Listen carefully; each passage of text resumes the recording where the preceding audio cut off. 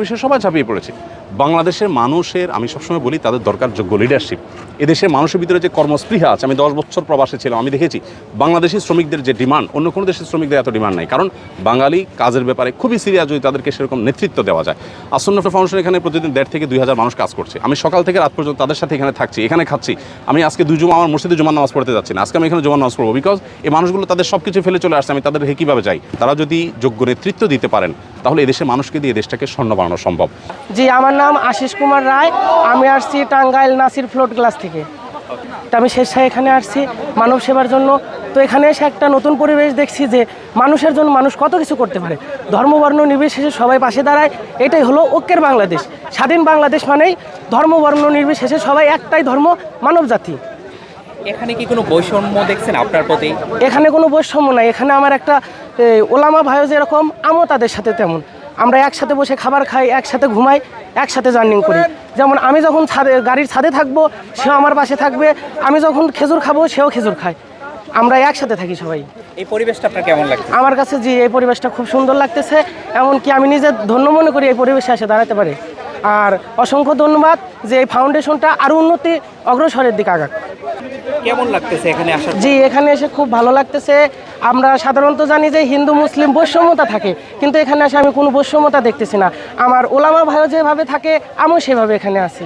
তারও যখন শরীর ক্লান্ত হয়, তার যেরকম বিশ্রাম দেয়, আমারও সেরকম বিশ্রাম আছে, আমারও সব কিছু আছে। ভাই, আপনি তো মানবতার সেবার জন্য আসছেন, এত কষ্ট হচ্ছে, ঘেমে যাচ্ছেন, তারপরেও কাজ করতেছেন। জি, এটার ভিতরে একটা অন্যরকম মজা আছে, আনন্দ আছে, বা নিজেকে সার্থক মনে হচ্ছে যে একটা মানুষ হিসেবে আর একটা মানুষের পাশে দাঁড়ানো। আমরা কিন্তু দেখি যে মুসলমান হিন্দু একটা বিভেদ তৈরি করে অনেক অনেক গোষ্ঠী, ধর্ম গোষ্ঠী এটা করে। এইটা নিয়ে আপনি কি বলবেন? আপনি কি মনে হয় এরকম বিভেদ আসলে তৈরি করা উচিত? জি, আসলে সকল কিছুর ভিতরেই খারাপ জিনিস থাকে। এগুলো একটা উগ্রপন্থী, যেটা মানুষে মানুষে বিভেদ সৃষ্টি করে আমাদের সাম্প্রদায়িক দাঙ্গা সৃষ্টি করতে চায়, যার জন্য আমার বাংলাদেশ বিপথে যেন যায়, এরকম একটা তাদের চাল থাকে আর কি।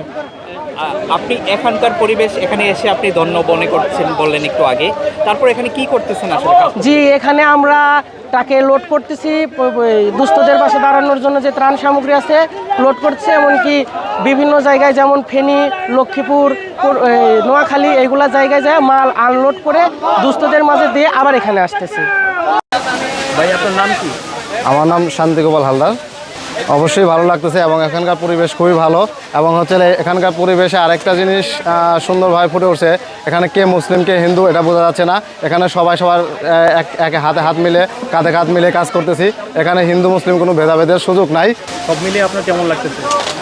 অবভিয়াসলি খুব ভালো লাগতেছে, কারণ হচ্ছে আমিও মানুষের কাজ করার জন্য কাজ করতে পারতেছি দেখে আমার খুব ভালো লাগতেছে। আসন্না ফাউন্ডেশনকে আপনার কেমন মনে হচ্ছে? বিশ্বস্ত মনে হচ্ছে কিনা? অবশ্যই বিশ্বস্ত লাগতেছে, কারণ হচ্ছে এতগুলা মানুষ যেহেতু একজন মানুষকে বিশ্বাস করছে, এত পরিমাণ টাকা বা এত পরিমাণ দান আসতেছে। তবে আমি এইটুকু বুঝতে পারতেছি যে এই কাজের সাথে যারা যুক্ত আছেন এবং যাদের বেশি স্যাক্রিফাইস আছে, অবশ্যই তারা ভালো মানুষ। এখানে প্রতিদিন 2 থেকে 2,500 মানুষ কাজ করছে, সবাই স্বতঃস্ফূর্তভাবে কাজ করছে। এখানে ঢাকা ইউনিভার্সিটির সম্মানিত প্রফেসর, সিনিয়র প্রফেসর আছেন, কাজ করছেন, আমি চিনি ব্যক্তিগতভাবে। এখানে বাংলাদেশ সেনাবাহিনীর কর্মরত ব্যক্তিবর্গ, সদস্যগণ তারা আছেন, কাজ করছেন ছুটির দিনে। আবার এখানে কয়েকজন হিন্দু ধর্মাবলম্বী ভাইয়েরা কাজ করছেন। এবং আমাদের আজকে দুপুরের খাবার ছিল বিরিয়ানি, তাদের জন্য আমরা আলাদা খাবার প্রস্তুত করেছি, যেহেতু আমরা জানি আমাদের হিন্দু ধর্মাবলম্বী ভাইরা গরু গোশত